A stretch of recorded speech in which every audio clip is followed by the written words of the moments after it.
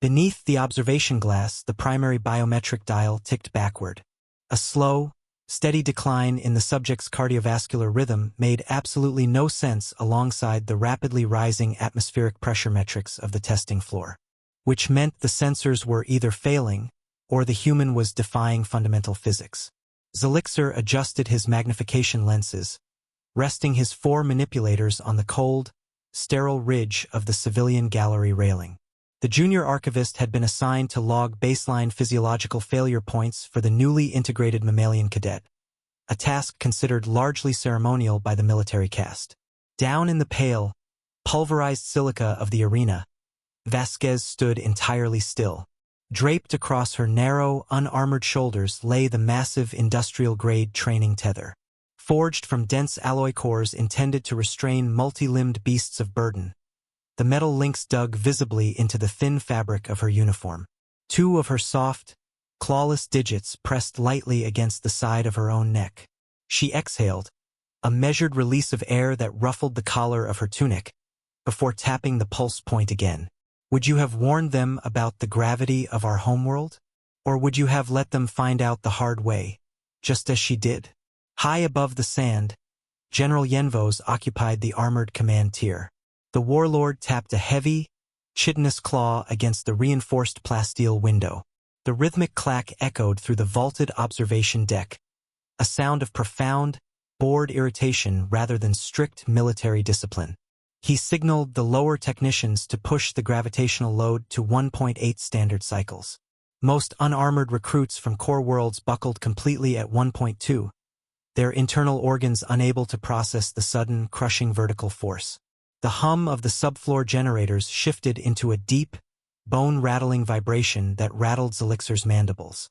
He watched his secondary screen as the atmospheric density thickened the very air inside the proving grounds, turning the previously empty space into a suffocating, invisible weight. Ambient dust particles froze in mid-air, dragged harshly downward by the localized artificial field. Instead of dropping to her knees, the human simply shifted her stance wider. Her dark boots sank an inch into the crushed silica. The fingers returned to her neck. Another slow, deliberate exhalation followed, forcing the air out through heavily pursed lips. To Zelixer, this repetitive self-contact registered as an involuntary nervous tic, a pathetic, primitive self-soothing mechanism triggered by extreme neurological distress. The fragile creature was clearly attempting to comfort herself before the inevitable structural collapse of her skeletal system. He meticulously logged the gesture as a pre-terminal psychological break. She delays the inevitable failure, Yenvos grated, his vocal sacs vibrating with heavy contempt. Increase the output to 2.5 and shatter this farce immediately. 2.5 represented absolute lethality for 90% of the coalition's bipedal species. At that extreme threshold, delicate ocular fluids boiled out of their casings, and load-bearing joints sheared under the sheer mass of their own localized weight. The console beneath Zelixer's hands glowed a harsh, warning amber, indicating the arena was now a biologically hostile death zone. He hovered his digits over the keys, fully prepared to document the exact millisecond her femur snapped. Just a matter of time. Down on the floor, the thick industrial tether grew infinitely heavier, pulling the cadet's posture slightly forward. Her jaw tightened, fine muscles cording along her neck as the gravity plating whined at maximum output. She drew in a massive, forced breath, holding the oxygen deep in her chest cavity, while her facial capillaries flushed a dark, bruised violet. Zelixer noted the severe facial discoloration, typing rapidly to record it as the definitive onset of fatal cerebral hypoxia. The cadet's brain was actively starving. The artificial pressure inside the containment chamber now equated to an apparent physical load of 150 kilograms pressing directly down on the girl's skull. The heavy links of the restraint cable ground heavily against each other, emitting a sharp, metallic groan that pierced the sterile silence of the observation deck. Vasquez did not scream. She did not raise a trembling hand to signal surrender. Her boots simply dug deeper into the silica, anchoring her small frame against the invisible tidal wave of downward force. That absolute silence, the senior officers found deeply unsettling. A proper coalition recruit shrieked when the pressure reached marrow-cracking levels, begging the technicians for medical intervention. Vasquez merely blinked, her eyes locked on the blank alloy wall ahead. She repeated her bizarre respiratory cycle, drawing in another harsh gasp before locking her throat muscles tight. Zelixir cross-referenced her vitals against the known galactic database. The biological readouts transmitted from her suit were completely erratic. Her heart rate, which should have been skyrocketing in a panic-induced tachycardic spiral, was actually slowing down. It was a rhythmic, controlled descent that defied every known parameter of biological stress response. Data error, the junior archivist muttered to himself, his upper appendages flying across the crystalline keyboard. Subject telemetry is corrupted. There was no other logical explanation. Flesh and bone had absolute limits. Yet, Vasquez stood under the massive weight of the tether, pressing her fingers to her pulse, seemingly waiting for the real test to begin. Through the thick, reinforced plasteel of the observation deck, the ambient hum of the gravitational generators escalated to a high-pitched, mechanical shriek. Down on the pulverized sand of the arena floor, the very atmosphere warped, visibly bending light around the cadet's stationary form in a shimmering haze. That invisible, crushing weight pressed relentlessly downward, flattening the loose stone into a compacted, concrete-like surface. From her tear ducts, fluid should have been violently leaking. Into jagged splinters, her delicate spine should have been compressed. Yet, Vasquez stood, her boots planted firmly in the crushed stone. Zelixir checked the primary diagnostic feeds again, his compound eyes narrowing at the glowing green data streams. His lower manipulators recalibrated the biometric sensors, desperately seeking the inevitable structural failure the military caste demanded. None registered. The screens showed only that steady, unnatural deceleration of her cardiovascular rhythm. Massive heat concentration bloomed in her core on the thermal imaging, while her extremities remained strangely cool. A single, jagged speck of pulverized sand had somehow breached the ventilation filters, landing squarely on the glowing edge of his pristine observation console. Zelixir paused his rapid typing. He meticulously extended his third digit, flicking the microscopic debris away to keep the sterile surface perfectly clean, before smoothing the fabric of his civilian sash. Behind the glass, the human cadet shifted her jaw. Her mouth opened wide, stretching the facial ligaments to an extreme degree, while she drew in a massive, prolonged draft of recycled air.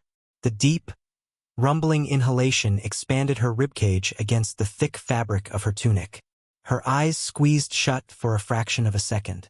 A neurological collapse, Yenvo scoffed, crossing his heavy, armored forelimbs over his chest plates. The creature's sensory cortex is overloading. It involuntarily gapes for air right before the respiratory tract completely collapses. Disgusting. But the human respiratory tract did not collapse. The extended jaw motion and the harsh, locked throat exhalations were not symptoms of neurological failure. Under 2.5 standard cycles of gravitational pressure, blood naturally pooled in the lower extremities, starving the brain of essential oxygen and triggering immediate unconsciousness. Vasquez was actively preventing this. By flexing the skeletal muscles in her lower limbs and performing a rapid, forced exhalation against a closed glottis, she was artificially spiking her internal blood pressure. That precise biological maneuver, Zelixir recorded with trembling digits. It constricted her vascular system, forcefully driving oxygenated blood back up the carotid arteries into her cerebral cortex. She was manually overriding the lethal gravity through sheer, evolved mechanical resistance. She wasn't succumbing to the pressure. She was simply managing it. Then she moved.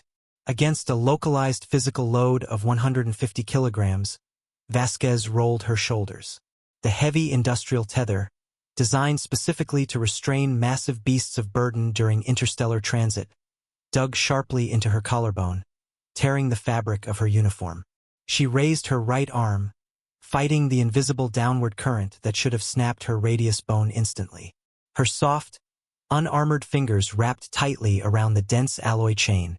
With a sharp, violent twist of her wrist, she pulled. The thick metal links, she squeezed with brutal, impossible force. shrieked the dense alloy chain in protest, a terrible sound of failing structural integrity. Then it shattered, rained the metal shards down onto the compacted sand, ringing out like fragmented glass. Vasquez did not even watch the debris fall. She merely adjusted her collar, resuming her steady, rhythmic breathing. Beside General Yenvos, the command tier descended into absolute, paralyzing silence. Voorkes, a young sub-officer who had spent the entire morning proudly polishing his ceremonial combat medals, began to tremble uncontrollably. He backed away from the observation window, his steps entirely involuntary. His rigid carapace audibly scraped against the rear bulkhead, the sound painfully loud in the quiet room. The heavy datapad slipped from his paralyzed claws, clattering uselessly against the deck plating. The supreme military authority of the Galactic Coalition had just been physically dismantled by a 17-year-old child adjusting her posture. Generals who had conquered entire star systems stared down at the arena floor, their complex ocular clusters shrinking in raw, undeniable terror. They had constructed this trial to prove their absolute biological superiority over the fragile mammalian recruit. Instead, they had trapped themselves in a room watching an apex predator warm up. The entire hierarchy of power had shifted in the span of a single breath, leaving them entirely defenseless behind their reinforced glass. An impossible total biological override. Below the observation deck, the gravitational generators finally burned out. A low hiss of vented coolant clouded the lower glass panels. Vasquez stood perfectly still in the center of the arena. The heavy metal collar hung loose around her neck. 2 feet away, the severed industrial tether lay buried in the pale dust.